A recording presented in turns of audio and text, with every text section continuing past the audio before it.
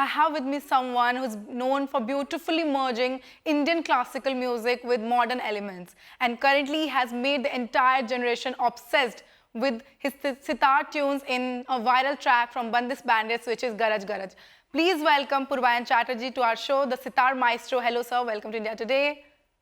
So I say namaste, but I also say hi or I say yo because that's the character in Bandish Bandits of Mahi, which I'm just providing the sound for. Of course, Paresh Pahuja has beautifully played this role.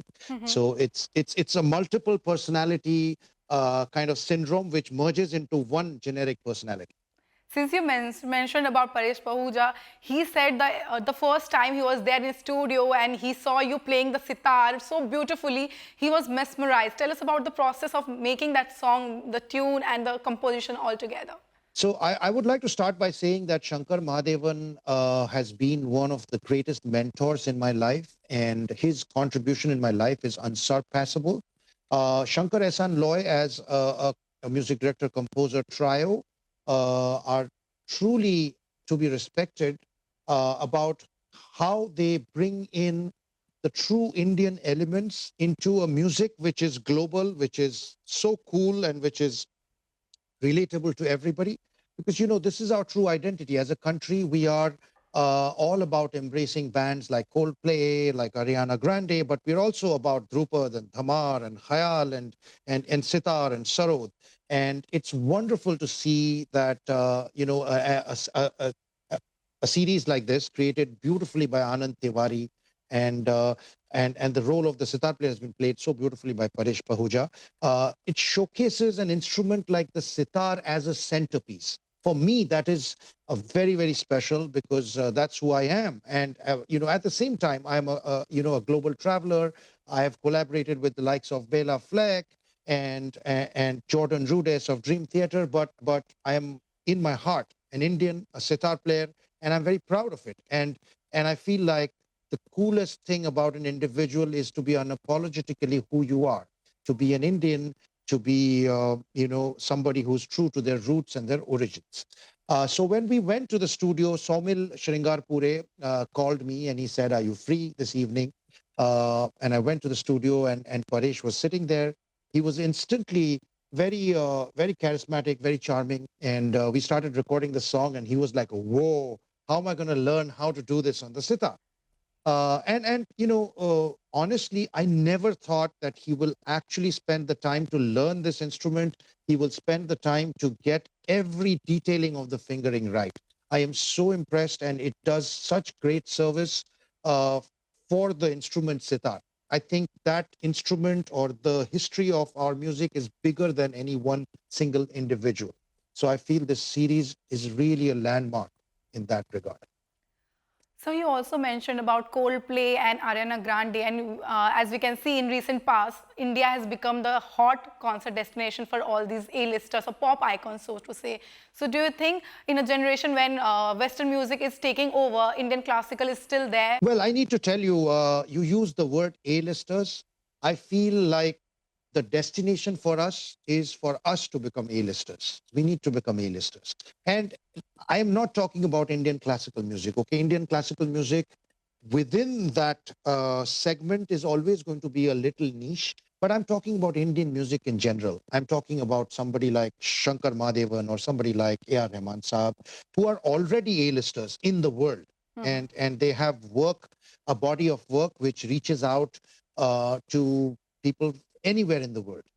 The beauty of our country is that we have, cultural art centers like the NMACC and the NCPA in a place like Mumbai.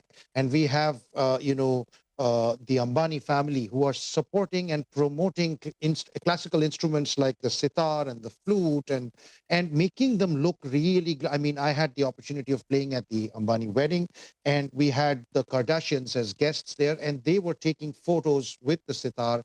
It's so heartening to see. We are, I think, at the crossroads, and we're at a point where we can really have our own Grammys, our own Oscars, and we can really make this music a landmark, as you use the word A-listers. I think it is totally possible, and a series like Bandish Bandits glamorizes, re-glamorizes the sitar. I mean, see, Pandit Ravi Shankar, what he did when he collaborated with the Beatles is history. History was made, and we could think of ourselves. Ustad Zakir Hussain did the same with the tabla. He brought the tabla to the global stage in a manner that anyone anywhere in the world, if they see a tabla or a sitar, they'll know what these instruments are and what they stand for. We need more people like them. We need, and there's only so much that you can do in one lifetime. But if you keep at it, if I try something in my lifetime, after I'm gone, somebody needs to carry on that work so that finally we reach our destination. So is there any possible collaboration with international icons for you as well? Well, as I said, I created an album called Unbounded with the help of this wonderful company called Sufi Score, who have a beautiful YouTube channel. And Ustad Zakir Hussain Saab was part of that album. He brought in Bela Fleck. He helped me bring in Bela Fleck, who is a 16-time Grammy winner, if I'm not mistaken. We had Jordan Rudess of Dream Theater. We had Michael League of Snarky Puppy. And in fact, last winter, I had the opportunity of performing live with multiple Grammy-winning band Snarky Puppy in Mumbai, and many concerts like that are in the works. I am working on an album with Mark Lettieri, who is a multiple Grammy-winning artist, and I would like to explore the sound of the sitar in various ways so as to make it perfectly relatable in a pop band, perhaps something like even a Justin Bieber or Ariana Grande or Sting or whatever. Your favorite pop icon from the West, if I may ask? Well, I've been a big time fan of Pink Floyd growing up because that's the music we grew up with.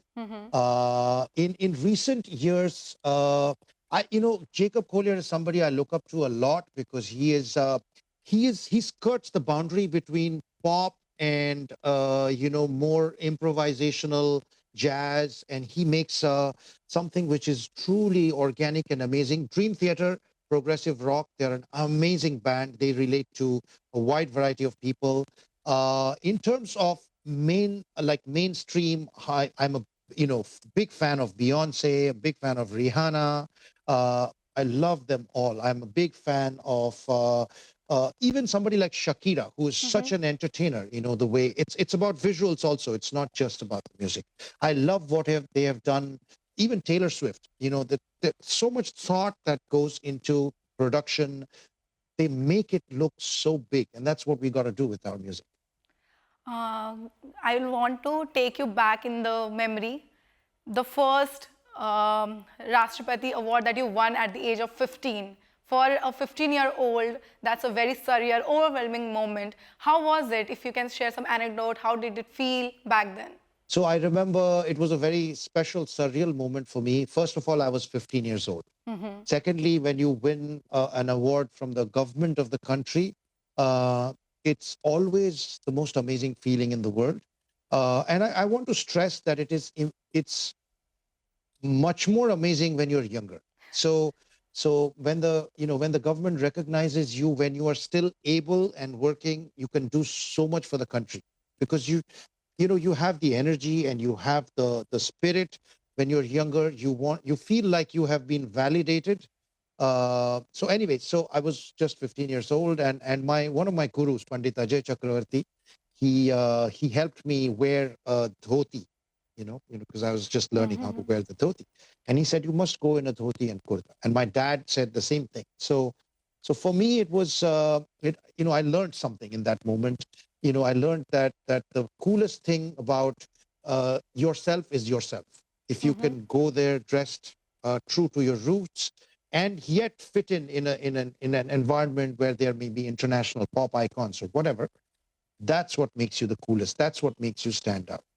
So did you So get to anyway, flaunt it with your friends since you were 15 and you were way cooler? well, I can tell you off the record that I got a lot of female attention. It was Oh, good for me. And there was no perfect. Instagram in those days and no WhatsApp, but you know, It but worked but in your favor. it worked in my favor. I would So also like to ask you about the most defining moment in your career. so I was just going to come to that actually. Yeah. So this award was amazing, but I felt one of the most amazing moments for me, which was like a very big award, was in the year 2007 when I got the opportunity of being on stage with the great Ustad Zakir Hussain for the first time. In those days, uh, that was like a dream come true. That was like, I think every musician, every Indian musician wants to be on stage with Ustadji once in their lifetime. And now that he's gone, and now that he's not in our midst anymore, I think these memories are so cherished, and I consider myself so blessed that I got this opportunity in 2007. And I dare say that that got me much more attention because that was something everybody could relate to. In music industry, mostly we see the credits goes to singers or the actors who are not even singing, they're just lip syncing, right? And many musicians and artists and other crew members just get lost in the process. What do you have to say about that? Well, I want to say, Shankar Ehsan Loy are the most amazing. I got a chance of playing in the Marathi film Katyar Kalzat Ghusli, which was an iconic film which came out a few years ago. And they always put the name of every single musician in the credits. And you have to learn from that example. At this time, with Garaj Garaj Rocks, the music has come out. It is out there. Every single person. I mean, I put out a reel which has now crossed over 1 million in one day. Okay, because to the credit of Shankar Ehsan Loy, to the credit of Saumil Shringarpure, and to Mr. Anand Tiwari and Paresh Pahuja, they have put the sitar as the centerpiece. I mean, I got a message from Shreya Chaudhary, I think, who's the main actress, Actress. who's played Tamanna's role. Everybody's saying it's so cool the way sitar has been picturized. And yet, if you go to Spotify, you're not going to see the name of the sitar player. And I speak not for myself, I speak for the millions of other musicians who have played the guitars, the keyboards in so many songs. I mean, if you listen to 90% of the music that is out there today, none of those would have the magic that they have without the instrumentals and the backing. But in the West, if you see a Hollywood film and if you see a song playing in the background, even if it is not such a well-known artist, you will see it is this song by this artist playing in the background. They commission songs. We should learn something. We should learn how to respect the art form, not only the artist, but the art form. We should learn to respect and give credit where it's due.